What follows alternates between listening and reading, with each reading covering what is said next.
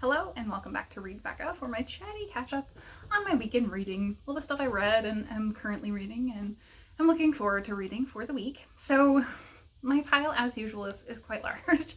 I finished a short story, so that was In Mercy Reign, I think, by Seanan McGuire.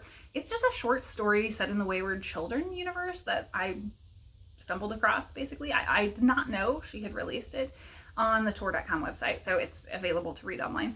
And it's kind of just fleshing out part of Jack's story from the second Wayward Children book, Down Among the Sticks and Bones. And so it's her coming of age, hitting puberty in the moors, dealing with that and her anxiety / OCD aspects as that happened. And then her relationship. So she has kind of a romantic relationship that's alluded to in the second book.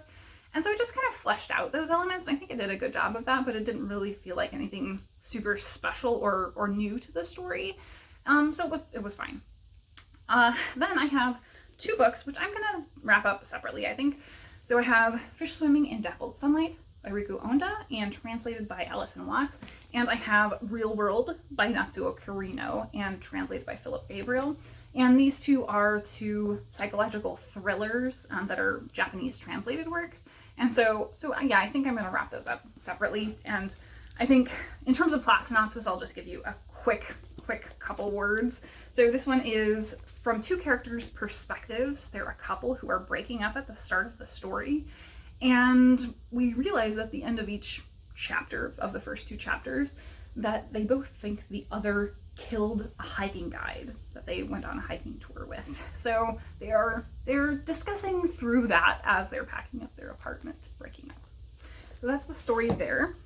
And then Real World is a multi-perspective story from four girls and a boy who are all teens, kind of on the cusp of entering adulthood. And the boy has killed his mother. We learned this very first chapter, very beginning. And he has stolen a bike and a cell phone in order to run away and, hide out from the police. He's the most hunted person in the area. And it's the bike and cell phone belong to his neighbor girl. And so these four girls get kind of pulled into communication with him because he starts calling people he thinks are girls on the phone.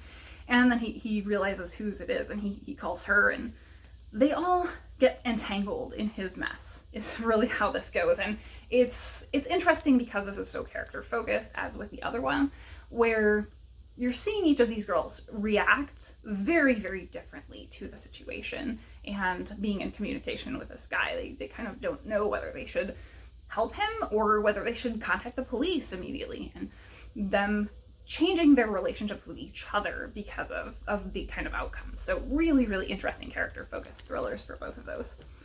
Then we have A Certain Hunger by Chelsea G. Summers, the first from my TBR, and I really love this. This is a new sticky book for me, if you've not heard me say that term before. I have this mental category for books that, as a book, it's not a 5-star book. Like, it's really good, but it's just not quite there. There's things about it that don't work for me. But it's also going to be sticking around in my brain, making me think things for a while, I think. And so that's what a sticky book is. Yeah, oh gosh, what to say about this? So the writing is incredibly lush. This is following a woman who is in her 50s. She's extremely powerful, I would say, as a person and in terms of her career, because she is a very well-known food critic and food writer. She has traveled all over the world, and we get to see some of those travels, eaten great things, and had a lot of success. However, she is also very narcissistic and psychopathic. So over the course of her times, she has killed men she has loved and eaten body parts of theirs. We kind of start from the end a bit because we start with the murder that gets her caught, and we know she's writing from in a jail basically, because she clearly has gotten in trouble for it finally.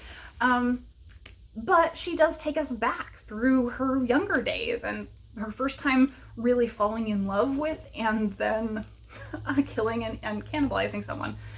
And the writing is so gorgeous and lush. It's not gross. There's a lot of gory stuff in here, but it's not in a gross way. And I think that's the power of this, that for me, we're getting so many like the kind of millennial damaged women novels that have a lot of like gross bodily stuff. And in this case, it does that and instead takes it to a place that's really sensual and beautiful, even though we're getting stuff like entrails. So that was weird and amazing. I really loved the actual writing to this. Like everything about this is just so incredibly richly described. It feels genuinely like food writing. It was a little odd because I read Ruth Reichel's memoir earlier this year about working at Gourmet, and there is clearly many points here that seem connected to that. Ruth Reichel is referenced here, and she works at a food writing magazine that seems to align with a lot of the things that happened in that magazine in 2008. So there's definite interesting connections there, but it feels like food writing. Let me read this little bit describing her being at the prison. So this is very early in the book. This is not any spoilers at all. Food privation similarly sheathes you in a cocoon of yearning. I'm not saying that Bedford Hills, the prison, starves its female populace. It doesn't. We eat puce goop and ecru glop and flat brown patties of unknown origin. We get peas tepid from the can, swimming in an oleaginous salty bath. We get gluey, chewy bread spread with near rancid margarine, swallowing meals of government-issued apathy. We eat 3 times a day, sometimes to slake our phantom appetites. We cobble together dishes from vending machines and commissary goods. But most of all, we want. I want so hard and so viscerally that my brain wills food into being and floods my head with a tsunami of perfect ceviche from Playa del Carmen in Mexico, shrimp and tilapia basking in the spiky tang of sun-warmed limes, shivery slivers of papaya, and guanabana cuddling with serrano and jalapeno. I'll reach to shelve a book and I'll be slammed with olive oil cake, rough and crumbly, salty sweet, and scented with the fat bellies of green olives, chased with a mouthful of bittersweet espresso. I sit on my bed and pomegranates crush my lips. Rack of lamb curls in my nostrils. Hot black bread slathered with cultured butter fills my throat, and it chokes me. Ghost food wafting in crystalline recollection. A perfect, besotted Manhattan, a half-shell oyster shucked and glimmering with seawater, a bowl of minestrone curling with evergreen pesto, the first salty bite into a warm chocolate chip cookie. My jaws close on emptiness. Privation serves up the beggar's purses of imagination, and I could die with want. So the writing is just so intricate and beautiful and lush that, yeah, I loved it. The whole thing is like that. And having read some reviews after the fact, I feel that some people didn't get the character because she talks in a very grandiose way. And a lot of people were like, oh, this is ridiculous, and didn't like that. So either they just didn't get along with the character, which is fine, or they didn't get it, because she is clearly a narcissist. She is so narcissistic and sociopathic in that she, at the beginning, actually talks about the fact that kind of as psychopaths express differently as women, and that's so clear in her character because she's so empowered, powerful, and sure of herself, and you just don't get that in many women characters unless they are in some way sociopathic. And so everything comes across of her taking pleasure, and she does that with these men that she has loved and then killed and ate. And there's something interesting to say there with taking a piece of the men that you've loved. A little bit literal maybe, but I think that was really, really well handled, really smartly handled, in that, you know, she is this very different kind of woman that just doesn't tolerate any nonsense and takes what she wants, including body parts of men. And from a characterization standpoint, she's just so consistent. So I don't think there's any way, for me at least, there's no way someone can say this is a bad portrayal of a narcissist. I think this is like nailed it, dead on characterization there. And some people mistake that for being the author writing in this really grand, ridiculous way. And I don't think that's what it is. I think that's just the character. But you want to read more from her. She's so compelling to read as a person. So yeah, I loved everything about her as a character. I think that as things go on, she gets more in her head maybe about the murders. Like she starts planning more. She goes from very unplanned to very planned. And then she sort of gets very loose with this final one where it's an act of passion. And she's always had thoughts about how to get away with it and the best ways to do that. And one of these scenes is so incredible. It's just an entire chapter. And I don't see how this could be a spoiler because it's so heavily foreshadowed. She is seeing this man over a long course of her life, like years and years and years, from university into her later adulthood. And this man was a Jewish kosher butcher. And so at the point where she does finally kill him, she has gone through seeing his feedlot, basically. And so this chapter plays out this cinematic vision that I could so easily see this translating to a movie. It would be really good as a movie, but kind of horrifying. And she makes every effort to play it out as a kosher butcher. So it's this mirroring of his whole life and her taking his life in the way that he has spent his entire life. And yeah, it's just such an incredible, incredible scene. Like, it's a whole chapter taken up by basically playing out this incredible grand plan. And she has thought through every step of it. And of course, like, she just really is such a calculating person without being scheming. She's just so driven toward her own pleasure that, like, you can really believe it and you root for her to do this. Like, it's so weird. Yeah. So A Certain Hunger is one that, as I said, is going to be hanging around in my brain for a very long time. I really enjoyed this one. So that is what I finished in terms of print stuff.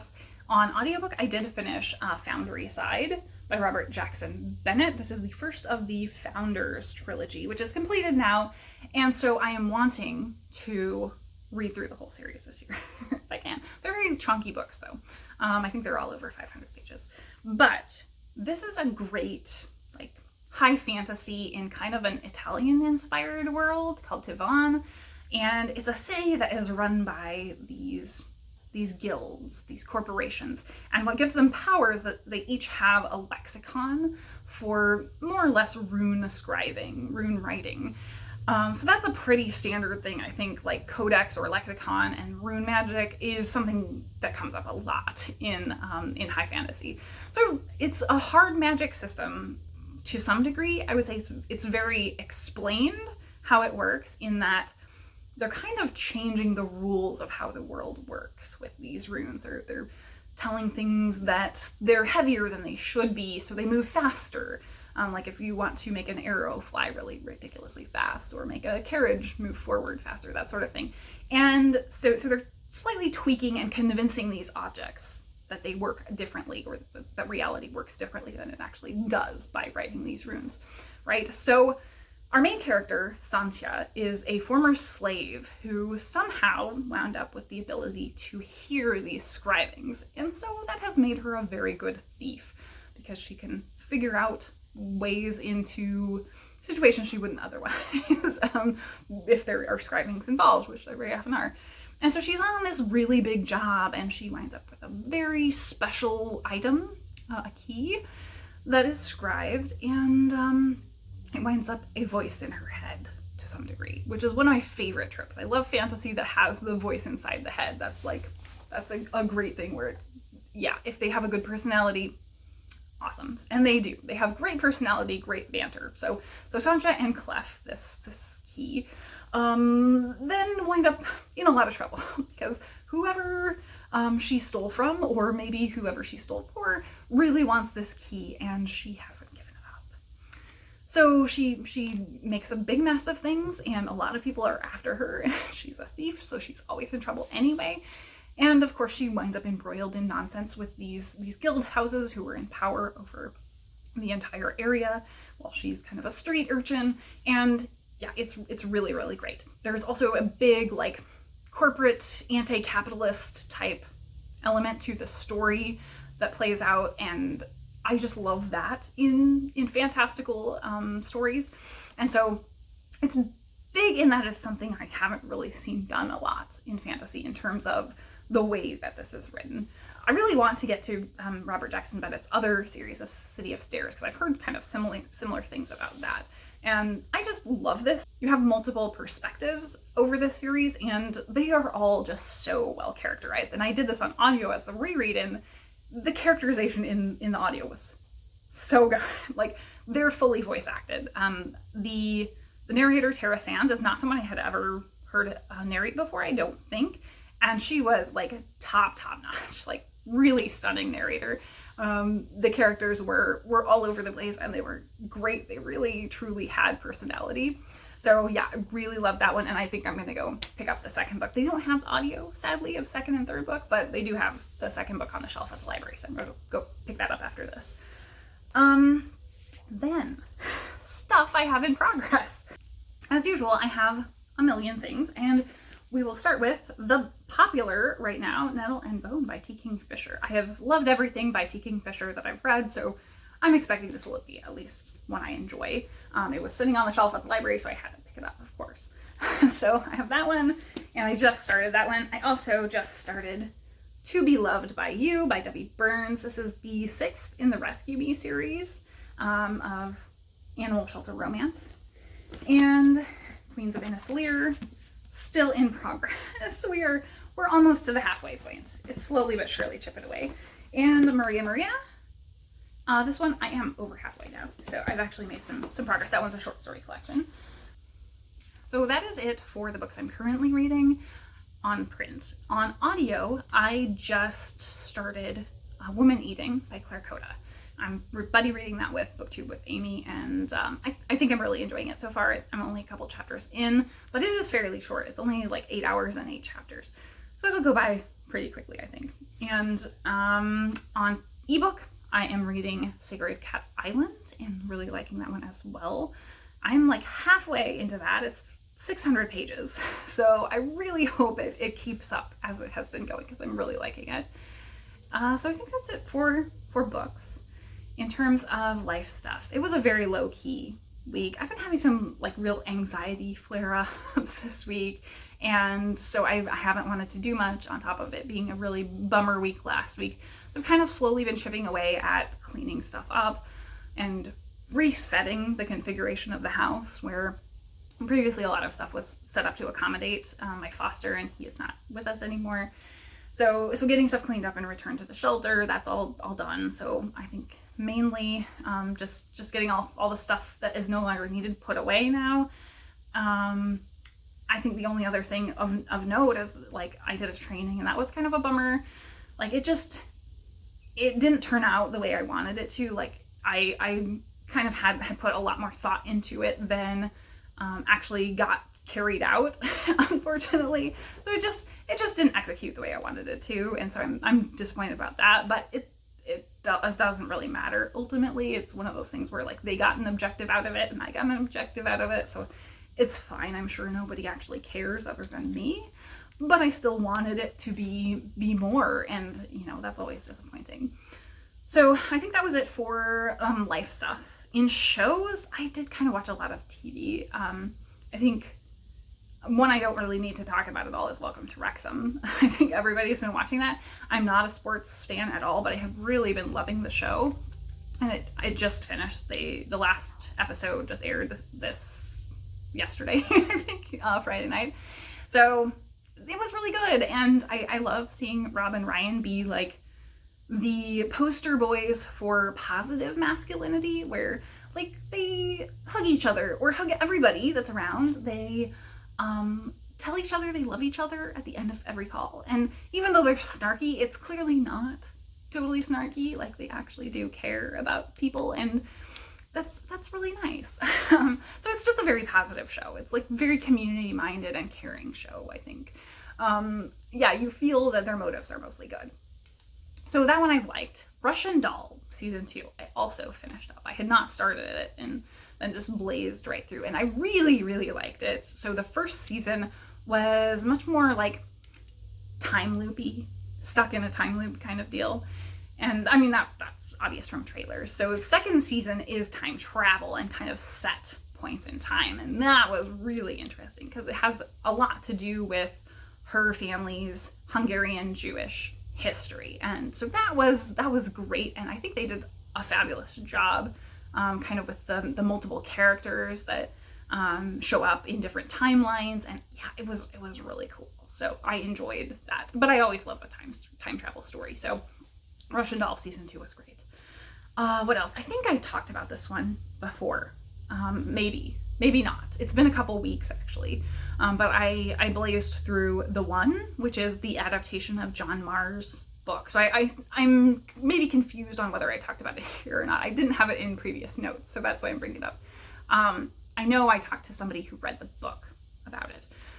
So I have not read the book, but I do think this was probably a good adaptation. It's a thriller show about this DNA-based matchmaking service and kind of a murder that happened in the past and like what went on, and this kind of being uncovered because a body has surfaced that was dead for a long time. That's really throwing this drama around this thing. And so I think it was fun. It was an entertaining thriller show.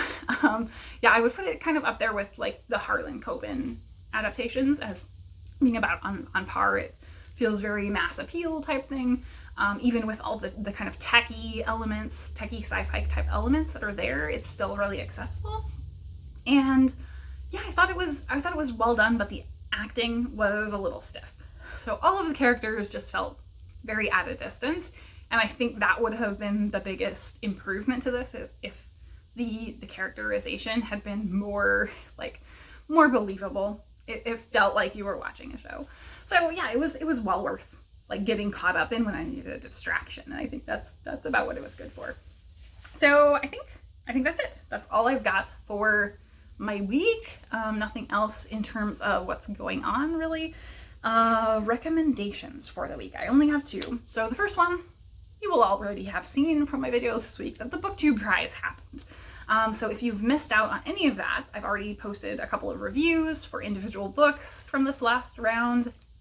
I've already posted my rankings and wrap up.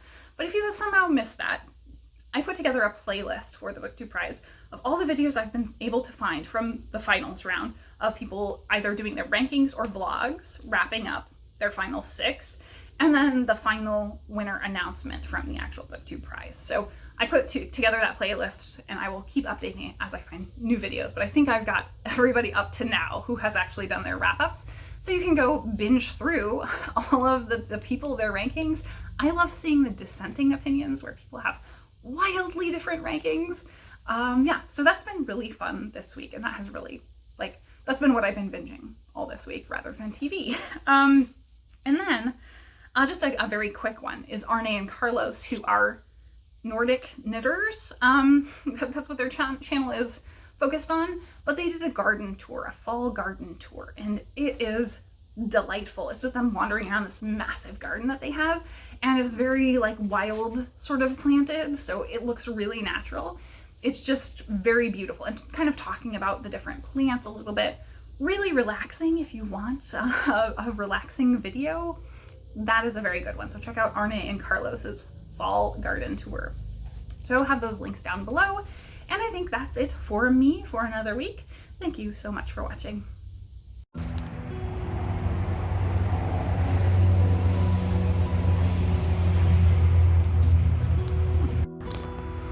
Rue, are you rolling the dirt? You are so dirty. What a goober. This is the happiest a cat can be. Roll in the dirt. I'm getting that cozy. Nice cozy bed spot.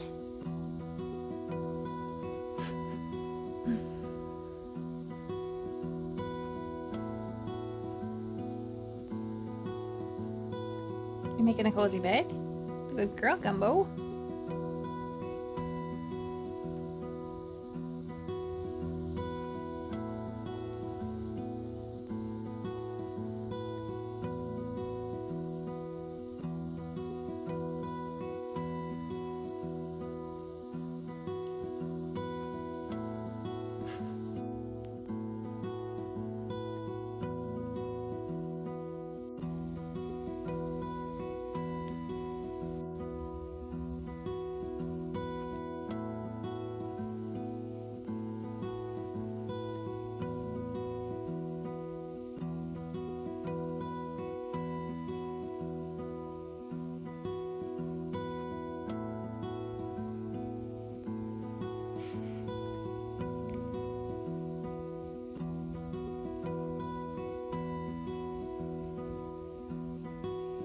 Oh, we found a cool bug.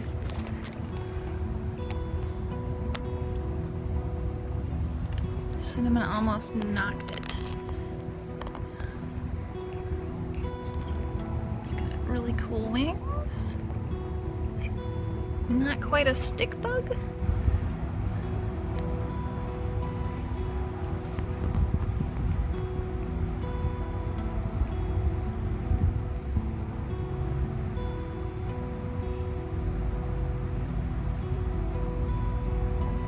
Okay, we're gonna leave you alone, Mr. Bug. There was a person outside assessing the roof, so we had to get up high where it's safe. Huh, Rue? What's going on? This is the new best game. Every once in a while he decides that he likes to do this. Do it every day.